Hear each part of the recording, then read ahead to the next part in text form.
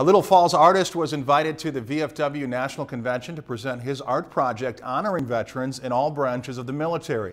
Jamil Donath shows us the artist's remarkable series of paintings and portraits that will be a part of a memorial of Minnesota veterans. He shows up in his uniform. Little Falls artist Charles Kapsner was not known for being a military man. But now he is receiving national attention for his series of paintings honoring veterans of war. This is one that is definitely going to put a different mark on the map for my name, that's for sure. Kapsner just returned from presenting his Veterans Historic Education Project to thousands of high-ranking military officials at the National VFW Convention. It was just a wonderful opportunity to get a national audience, and I think it was really cool too. I was on the same stage that the president was on, and Mitt Romney and a whole bunch of other individuals. The professional painter was commissioned to create 5 8x10 oil paintings depicting each branch of the U.S. military, which will be on display at the Minnesota Veterans Cemetery. This is my first foray into, veterans-related issues. Trained at the Universitat Internacional de Arte, Kapsner learned the rare art of drawing body structure to the point where a portrait looks so real, the person seems to leap off the page.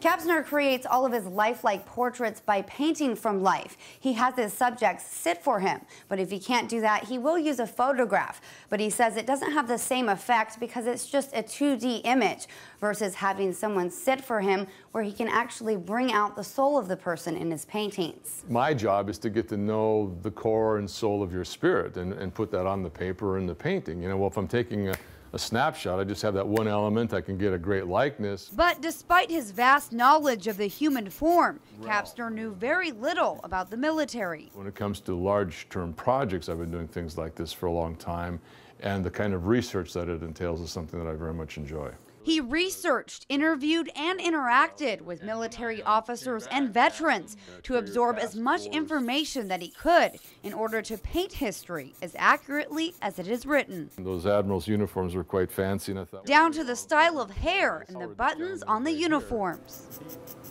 It's every painter's dream to have, one type of project that is going to touch all elements of society. So these remarkable portraits aren't just pieces of art, they are paintings of history.